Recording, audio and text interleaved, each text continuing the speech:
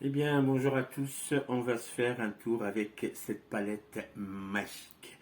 D'un côté, elle est blanche et de l'autre côté, elle est blanche aussi. Donc, d'un côté et de l'autre côté, elle est blanche. On va faire une expérience de physique quantique avec cette palette-là. Je m'explique. Alors, ici, j'écris les lettres A, B, C, D d'un côté. Et de l'autre côté, je fais pareil. J'écris A, B, C et D. Eh bien, alors, savez-vous que, alors donc, je vous montre, on a ABCD ici et ABCD de l'autre côté. Alors, cette palette se comporte comme un ordinateur quantique, c'est-à-dire que si j'enlève ici la lettre A par un phénomène qui s'appelle intrication, on enlève la lettre A ici, elle s'enlève instantanément de l'autre côté. A par là, A par là. Allez, on va le faire pour le B parce que vous pouvez penser que je l'ai effacé par le doigt. Regardez, B ici, ça s'enlève automatiquement. Pareil pour le C, paf. Là, c'est enlevé ici et ça s'enlève ici. C'est un phénomène d'intrication. En plus du phénomène d'intrication, il se passe aussi ce qui s'appelle un phénomène de mémorisation, la mémoire. Même si on efface sur un disque dur ou quantique ou pas, ça reste gravé sur le disque dur. Par exemple, là, ce qu'on avait écrit réapparaît quand on veut finalement. Là, d'un côté et de l'autre par effet intrication.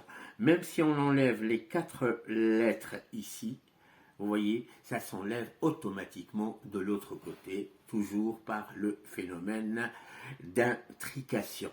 Bien.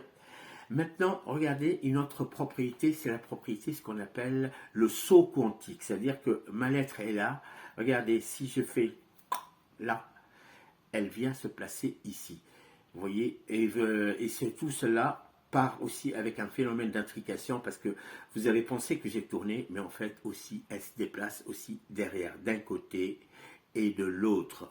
On veut donc on peut le refaire. Là, le dé il est par là, tac, et là, ça se redéplace ici au bout, clac, clac. Même si on enlève le dé entre le bout du doigt, paf, là, ça se réimprime ici.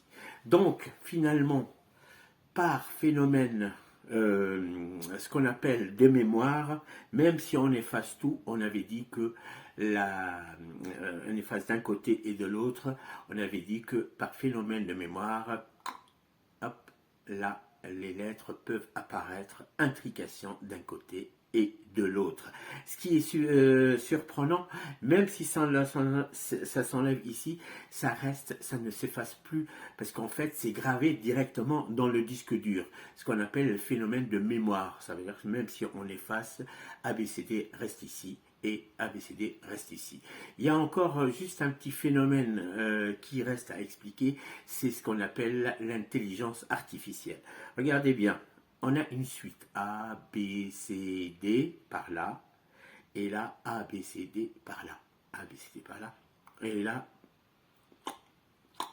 A, B, C, D, E, F, G, H par là, regardez bien, E, F, G, H par là, et E, F, G, H par là. C'est-à-dire que l'ordinateur peut lui-même, ou cette palette magique peut elle-même faire la suite de l'alphabet. Donc on a E, F, G, H, et elle peut aussi redevenir à son état initial, à savoir A, B, C, D, hein, par là, par le phénomène d'intrication ici, ou E, F, G, H par là et par là aussi. Donc, et puis, bien entendu, elles peuvent être les deux à la fois, E, F, G, H par là et A, B, C, D par là. Bien, maintenant, regardez bien. Donc, ce qui est important, c'est que là, le tout, c'est resté indélébile, ça ne s'efface pas. Mais c'est qu'une illusion, parce que des fois, même si on a ABCD ici et ABCD là, la face peut devenir une face vierge, en fait, en apparence, et par phénomène d'intrigation, blanche par là et blanche par là. Et là, franchement, j'ai jamais rien compris à la physique quantique. Les physiciens eux-mêmes n'ont rien compris. Allez, je vous dis à bientôt pour un autre tour de magie. Salut!